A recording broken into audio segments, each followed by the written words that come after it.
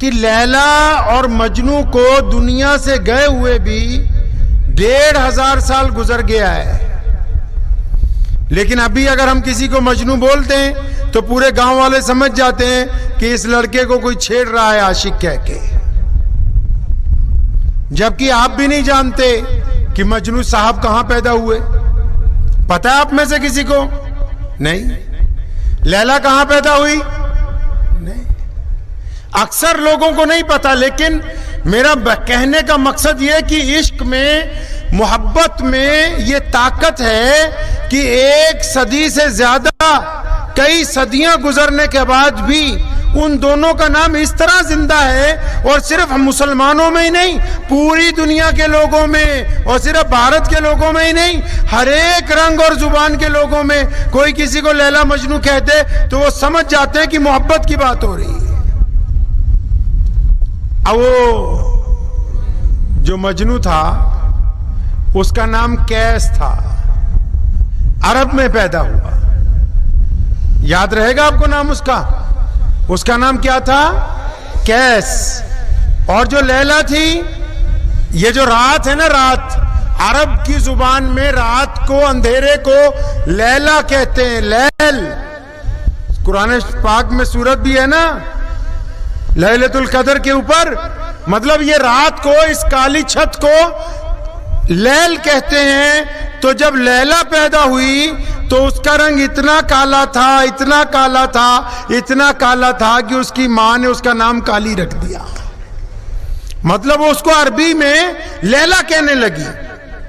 لیکن جب لیلا بڑی ہوئی، مجنو بڑا ہوا، اب جب دونوں میں محبت ہو گئی تو پھر ان کا جب چرچا بازار میں عام ہوا تو جو اس علاقے کا جو بڑا آدمی تھا، یا اس دور کا کوتوال ہوگا، یا گاؤں کا جو بڑا آدمی ہوگا، چودھری یا سرپنچ، وہ ایک دن لیلا کے والد کے پاس گیا، کہنے لگا میں نے سنا ہے کہ وہ قیس جو ہے وہ آپ کی بیٹی کے ساتھ محبت کرتا ہے، تو اس کا مطلب کہ آپ کی بیٹی بڑی خوبصورت ہے، میں کم از کم ایک دفعہ اس کو دیکھنا چاہتا ہوں. تو وہ جو لیلا کا ابو تھا نا، وہ ہنسنے لگا، کہنے لگا ٹھیک ہے آؤ بیٹھو، چائے بنوائی. تو اس نے آواز ماری، بیٹا لیلا ادھر آؤ. تو جب لیلا اندر سے آئی نا تو وہ اتنی زیادہ کالی تھی، عام کالے لوگوں سے بھی زیادہ بالکل کالی تھی. تو وہ دیکھ کے حیران رہ گیا، کہنے لگا اچھا یہ وہ لیلا ہے جس کے پیچھے قیس جو ہے وہ دیوانہ بنا پھرتا ہے. اس نے کہا اس میں تو مجھے کوئی خاص بات نظر نہیں آئی. تو لیلا نے اس کو ٹوکا، اس بڑے آدمی کو، کہنے لگی سنو، تم کہتے ہو کہ لیلا میں کچھ خاص نہیں ہے، اگر تم مجنو کی نگاہ سے دیکھو تو پھر دنیا میں لیلا سے زیادہ حسین کوئی نہیں ہے. نگاہ ہونی چاہیے محبت کی. اب وہ ادھر قیس کے ابو کو پتہ لگ گیا، یہ واقعہ آ گیا تو سنا، پہلے یہی سناؤں آپ کو، پھر اگلی بات ہوگی انشاءاللہ. ادھر قیس کے ابو کو پتہ لگ گیا کہ بھائی یہ لیلا کے عشق میں ہے. انہوں نے اس کی خوب پٹائی کی اور اس کو حرم میں لے گئے، مکہ کی بڑی مسجد میں. فرمایا چل چل کے توبہ کر کہ آج کے بعد میں کبھی لیلا کا نام نہیں لوں گا، کبھی اس کے گاؤں نہیں جاؤں گا، کبھی اس سے بات نہیں کروں گا. اب مجنو نے، اب جس کا نام قیس تھا، اس نے نیت باندھی، 2 رکعت توبہ کی. جب دعا کرنے لگا تو دعا کرتا ہے، کیا کہتا ہے کہ یا اللہ تو تو جانتا ہے کہ میرا لیلا کے بغیر گزارا نہیں، آپ اللہ کے واسطے میرے ابو کو ہدایت کر دیجئے. اب اس کا باپ بڑا ناراض ہوا. تو چنانچہ ان دنوں میں یہ واقعہ پیش آیا. کون سا؟ مولا علی رضی اللہ تعالیٰ عنہ کے بعد خلافت کا واقعہ پیش آیا. تو مسلمانوں کے جو 5ویں خلیفہ تھے وہ امام حسن رضی اللہ تعالیٰ عنہ ہیں. بہت کم لوگ جانتے ہیں. جو 4 خلیفہ گزرے، سیدنا ابوبکر صدیق، عمر بن خطاب، عثمان ذی النورین، مولا علی کرم اللہ وجہ. 5واں خلیفہ کون بنا مسلمانوں کا؟ سیدنا امام حسن رضی اللہ تعالیٰ عنہ وہ خلیفہ بنے تو اس دور میں مسلمانوں میں کچھ اختلاف ہوا. نبی علیہ السلام نے بھی ایک مرتبہ فرمایا تھا کہ میرا بیٹا حسن جو ہے یہ دو جماعتوں میں صلح کروا دے گا. جب امام حسن رضی اللہ تعالیٰ عنہ نے دیکھا کہ اختلاف بڑھ رہا ہے تو انہوں نے خلافت سے استعفیٰ دے کے مسلمانوں میں صلح کروا دی. امیر معاویہ رضی اللہ تعالیٰ عنہ کو خلیفہ بنا دیا. اس دور میں کیا ہوا, ایک دن اچانک قیس جو تھا وہ مدینہ منورہ آیا ہوا تھا. امام حسن جا رہے تھے, قیس کو سب پہچانتے تھے. جب یہ امام حسن کے قریب سے گزرا, سلام کیا. نبی علیہ السلام کے نواسے, ان کے بچے, ان کے خاندان کی نسل ہے, اہل بیت کے اس وقت کے سردار ہیں. تو امام حسن رضی اللہ عنہ نے مسکرا کے دیکھا کہ اچھا وہ لیلا کا عاشق ہے, اپنے قریب بلایا, کندھے پہ ہاتھ رکھا, فرمایا قیس کیسے ہو؟ جی حضرت امام صاحب میں اچھا ہوں. یار قیس تمہیں پتہ ہے ہم نے مسلمانوں میں اختلافات کو ختم کرنے کے لیے خلافت سے استعفیٰ دے دیا, امیر معاویہ رضی اللہ تعالیٰ کو خلیفہ بنا دیا. قیس یار تم ایک بات بتاؤ کہ اگر ہم امیر معاویہ کو نہ بناتے تو کس کو بناتے؟ تمہارے نزدیک کیا بہتر تھا؟ تو قیس کیا کہنے لگا, 24 گھنٹے عشق میں رہتا تھا نا, کہتا جی مجھے دنیا کا تو اتنا پتہ نہیں ہے, میری نگاہ میں تو لیلا سے بہتر کوئی دوسرا ہے نہیں اس کام کے لیے. تو حضرت امام حسن نے اس کو کہا انت مجنون. یہ جو مجنو کا لقب یہ جو پوری دنیا میں وہ مشہور ہوا ہے, یہ محمد رسول اللہ صلی اللہ علیہ وسلم کے گھر سے اس کو لقب ملا ہے. یہ معمولی جگہ سے اس کو لقب نہیں ملا. یہ جو دنیا آج بھی مجنو کے نام پہ اس کی تعریف کرتی ہے کہ عشق کرنے والا تھا, محبت کرنے والا تھا, یہ محمد رسول اللہ کے گھرانے سے اس کو لقب دیا گیا. اور رسول اللہ کے گھرانے سے لقب کیوں نہ ملتا کہ جب محمد صلی اللہ علیہ وسلم اس دنیا میں تشریف لائے, جس دور میں نبی علیہ السلام کائنات کے اندر تشریف لائے ہیں, وہ دور محبت کا دور نہیں تھا, وہ دور نفرت کا دور تھا. آپ صرف مسلمانوں کی بات نہ کریں, پیارے محمد صلی اللہ علیہ وسلم کو اگر اچھی طرح جاننا ہے, ان کو پہچاننا ہے, تو اسلام سے تھوڑا اور پیچھے, اسلام آنے سے 100 سال پیچھے, اسلام آنے سے 150 سال پیچھے, اسلام آنے سے 1000 سال پیچھے ہم کو جانا ہوگا. نبی علیہ السلام جس دور میں آئے نا, جتنے گورے لوگ تھے وہ یہ کہتے تھے کہ کالے تو انسان نہیں ہوتے. جتنے امیر لوگ تھے وہ کہتے تھے کہ غریب کو تو انسانیت کا حق حاصل نہیں ہے. جو پڑھے لکھے تھے وہ یہ کہتے تھے کہ جاہل تو عبادت کر نہیں سکتے.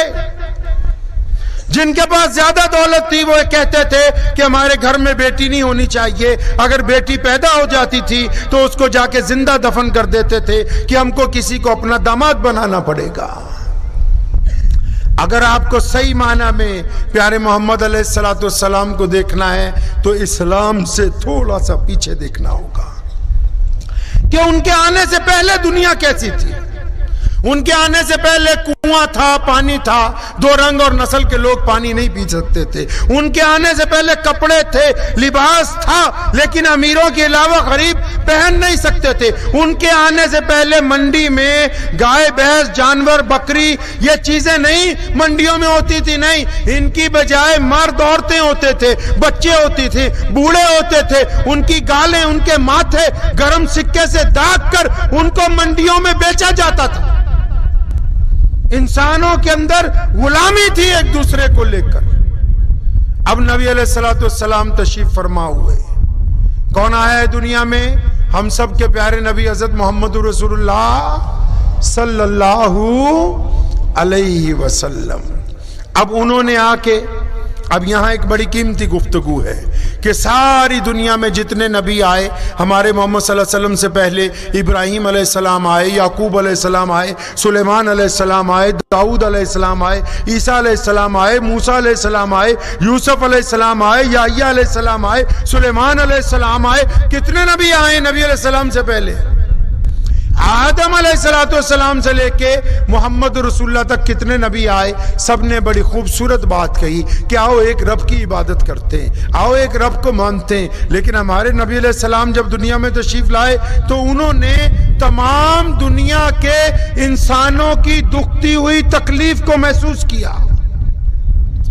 انسانوں کی دکھتی ہوئی تکلیف کو محسوس کیا ہے کیونکہ اس وقت تک دنیا میں یہ رواج عام ہو چکا تھا کہ جو کوئی بھی چناؤ لڑتا تھا، جو کوئی بھی بادشاہ بنتا تھا، جو کوئی بھی فتح کرتا تھا، جو کوئی بھی بڑا بننا چاہتا تھا، وہ دنیا کے لوگوں کو ایک ہی بات کہتا تھا کہ تمہاری ضرورت روٹی ہے، تمہاری ضرورت کپڑا ہے، تمہاری ضرورت مکان ہے۔ کتنی ضرورتیں انسانوں کی؟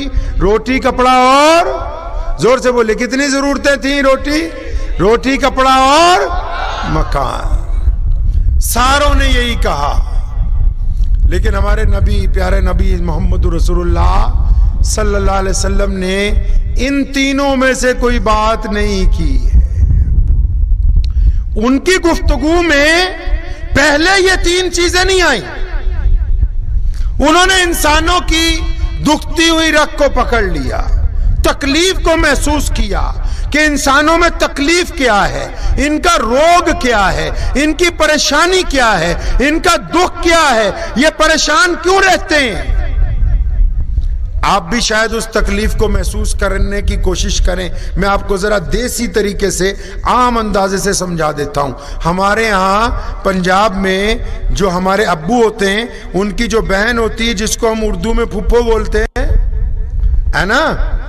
آپ کے ہاں بھی پھپھو ہی ہوتی ہے، تو مراٹھی زبان میں کیا کہتے ہیں اس کو؟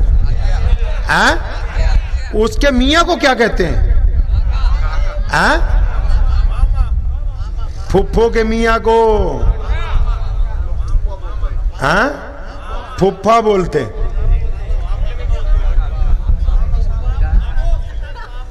مراٹھی میں ماما، پھپھا، مطلب رشتہ وہی ہے۔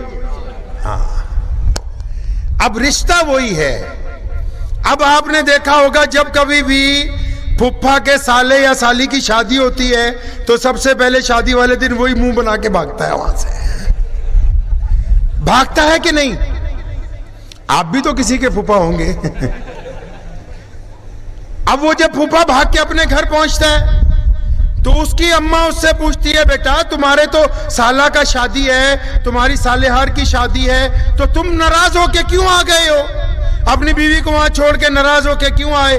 تو وہ جو ایکسکیوز دیتا ہے، وہ جو وجہ بتاتا ہے، وہ یہ نہیں کہتا کہ کپڑے اچھے نہیں تھے، کھانا اچھا نہیں تھا، مکان اچھا نہیں تھا، سواری اچھی نہیں تھی۔ وہ یہ ایکسکیوز دیتا ہے کہ میں 2 دن سے اپنے سسرال میں ہوں تو سسرال والوں نے میری عزت نہیں کی ہے، مجھے رسپیکٹ نہیں دی، مجھے ہر معاملے کے اندر آگے نہیں رکھا ہے۔ تو بڑی ضرورت کیا ہوئی؟ روٹی نہیں، بڑی ضرورت عزت ہے۔ بڑی ضرورت کیا ہے؟ کپڑا نہیں، بڑی ضرورت عزت ہے۔ بڑی ضرورت کیا ہوئی؟ مکان نہیں، بڑی ضرورت عزت ہے۔ اگر روٹی کم ہوگی تو گزارا ہو سکتا ہے، کپڑے پھٹے ہوئے ہوں گزارا ہو سکتا ہے، مکان کی چھت اگر بارش میں چھو رہی ہو تو گزارا ہو سکتا ہے، لیکن اگر کوئی سرے بازار آپ کی بے عزتی کر دے تو گزارا نہیں ہوتا۔ اگر کوئی رکشہ والے کو گالی دے دے تو اس رکشہ والے کا گزارا نہیں ہوتا۔ اگر کوئی کھیت مزدور کو گندی گالی دے کے نکال دے تو اس غریب کا گزارا نہیں ہوتا۔ اگر کوئی پل کے نیچے رات کو سوتا ہے، کوئی اس کو آگے ٹھوکر مار کے بولے کہ یہاں سے ہٹ جا تو اس کا گزارا نہیں ہوتا۔ محمد رسول اللہ صلی اللہ علیہ وسلم کہیے صلی اللہ، زور سے صلی اللہ علیہ وسلم نے حکم جاری کیا۔ جب وہ نبی بن کے آئے انہوں نے اعلان اس بات کا کیا کہ جو ایک اللہ کو مانے، جو ایک محمد کو مانے، تو اس پر لازم ہو گیا کہ وہ دنیا کے اندر کسی سے چھوا چھوت نہیں کرے گا، کسی کو گورے اور کالے ہونے کی بنا سے اپنے سے کمتر نہیں سمجھے گا، کسی کو اس کے دھرم کے آدھار پر، اس کی برادری کے آدھار پر، اس کی زبان کے آدھار پر اپنے سے گھٹیا نہیں سمجھے گا۔ انہوں نے اعلان کیا تھا کیونکہ اب میں آ گیا ہوں، اب دنیا کے تمام لوگوں کو عزت تقسیم کی جائے گی، کسی کی بے عزتی نہیں کی جائے گی۔ مجھے امید ہے کہ آپ کو یہ ویڈیو پسند آئی ہوگی۔ اگر پسند آئی ہو تو یہ آپ اپنے دوستوں کے ساتھ شیئر کریں اور اس چینل کو سبسکرائب ضرور کریں۔